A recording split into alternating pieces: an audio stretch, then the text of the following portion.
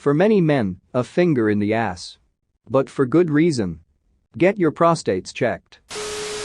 What's a bad thing everyone should experience once? What's good, Pretendo? Thanks for coming to another one of my story times. I'm Andrew, and I'll be your storyteller for today. Since you're here, you might as well like the video, subscribe, and ring the bell button. If you don't, I'll tell your mom about your hentai collection. Let's get into the stories. Being broke. You appreciate what little you have and what it's like to earn hard-earned money. Being humiliated for being an asshole. Some people need this to happen more than once. Having a terrible roommate/flatmate. It really makes you appreciate future living situations, especially with a significant other. Being sick and having someone take care of you. Teaches you how to take care of others when they're down and the efforts and sacrifices you make. Right before you both get off, take a really deep breath. The extra oxygen goes straight to your brain and makes your orgasm about 2x more intense. Edit. You are all welcome. Enjoy falling off the bed. Being in a physical fight with another person. Best to do it while you are young. There are much less consequences. It is always scary, but it will help you understand how to handle confrontation better in the future. You will see it never happens like it does in the movies. Minor car accident. So that you understand, even if nobody is hurt, how quickly it happens, how hard the cars jolt on collision, and how much hassle it is to get through the insurance, etc. It's happened where two drivers have driven into me in the past. I drive with real caution for months afterwards, and am extremely attentive to the road as a result. I think it's important to get used or ripped off once by a supposed friend. My son, when a teen, would believe anyone. Any story. Any hard luck tale. Then came the day a friend sold him fishing poles for way too much money, and he dropped them off. They didn't have any reels on them. My son was so hurt and pissed. I felt bad for him, but he never forgot that lesson. Be careful who you call a friend. Indifference from complete strangers when you are in a time of need. It seems oddly specific, but can really be translated in many settings, from being stranded and trying to hitchhike home to begging for money for your next meal. Given some time, you realize a lot of people are ducks, a lot are simply ignoring you completely, and some will go far out of their way to help. It helps you be a better person. The moment of panic and the lingering feeling in the pit of your stomach when you're driving and narrowly avoid what could have been a disaster. Not even necessarily your fault, things like braking for a deer, or a car not seeing you in their blind spot and changing lanes into you, and you have to hit the horn. Something that reminds you that no matter how much time we spend driving and how easy it usually is, vehicles are ducking dangerous and you don't want to get careless. Something that reminds you why driving deserves your full attention the entire time. Live on a service job minimum wage for a year. No parents as a safety net, no rich friends you live with, no big savings account you can dig into if you really need it, nada. None of that. Haha, yeah, I totally know what it's like. My lawyer parents made me wash cars and teach yoga for a while to get real-world experience. No, you need to feel a real, present threat of being homeless. Nothing but a crappy job at Popeyes between you and the streets. Know what it's like to run down to the plasma center and sell your blood for gas money. Have to make up excuses to not go out with friends tonight because your paycheck got lost again. Put up with your friends' snide comments when you only eat half your 10 pizza and box the rest for home because you'd like to have lunch tomorrow. Know what it's like to have your employment put at risk by some snot-nosed rich teenage customer who decides your service wasn't fast enough. Being at the mercy of someone else after you've done something to deserve getting your arse whooped. I'm not saying everyone should experience getting bashed, but I think there are a lot of people out there with attitude problems that have never experienced the consequences of their actions. A little fear can be enough to make people think twice before being dickheads to others.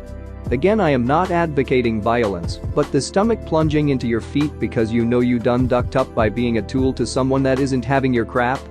That I think is a valuable lesson in how not to behave as a human being. Being in a bad relationship. You quickly learn what you don't want in a partner. I recently divorced and occasionally get crap for this. I'm in my early 30s, so I have dated people who have not had a long-term relationship. Some of those people see me as picky, but it's really hard to explain that knowledge of what you can live with and what you can't in a partner. Some of them say, well, people can change. As if I should enter a relationship hoping someone will change for me? That's idiotic, and I spent the last few years of my marriage hoping for him to change. It's nice in movies, but not in real life. Working in retail and/or food service. Working those jobs really changes your perspective on what is an appropriate way to behave in those environments and shows you that many people have no idea how to behave appropriately in them. I'm a cashier bagger. You have no idea just how rude, lazy, inconsiderate, nasty, and just downright mean people can be until you work in a customer service job. It really makes you appreciate genuinely nice people a whole lot more and shows you just how many people weren't raised right. I can tell stories for days about the crap I see on a daily basis.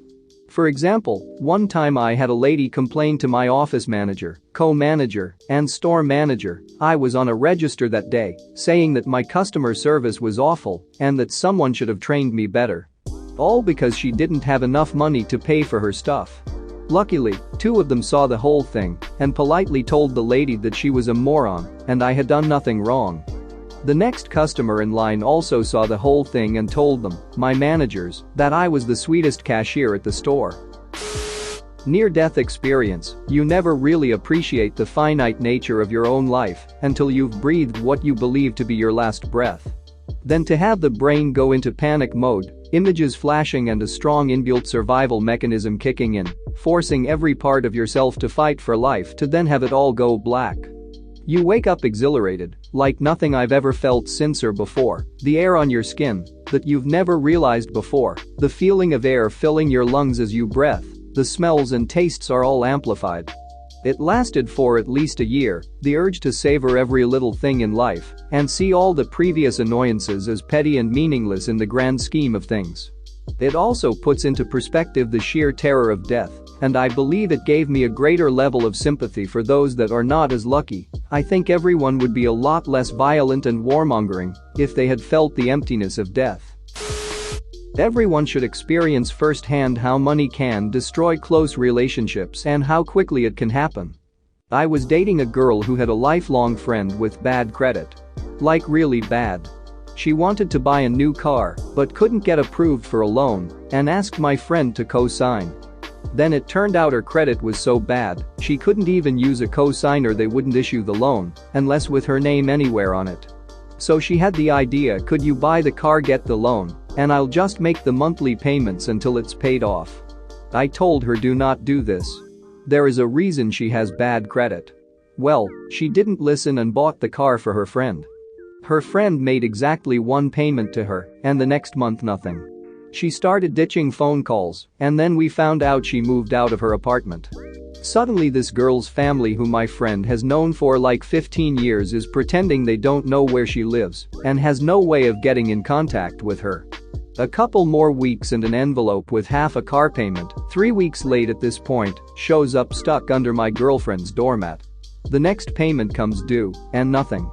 So now my girlfriend is making the payments every month on a car she hasn't seen in months. Her friend who promised to make payments is a payment and a half behind, and it's only been 3 months. The one thing she had listened to me about was she kept a key to the car, so we had the idea we'd find the car and take it, since it was legally and morally her car anyway.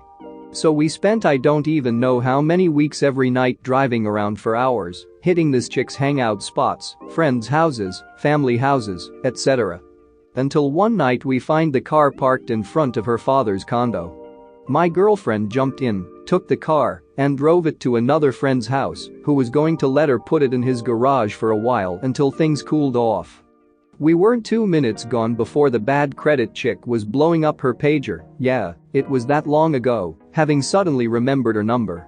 Anyway, long story short, this was a lifelong friendship, and this chick barely even hesitated at the chance to steal a ducking car from someone who was trying to help her. Like and subscribe for more funny, interesting, and scary r/ask Reddit videos.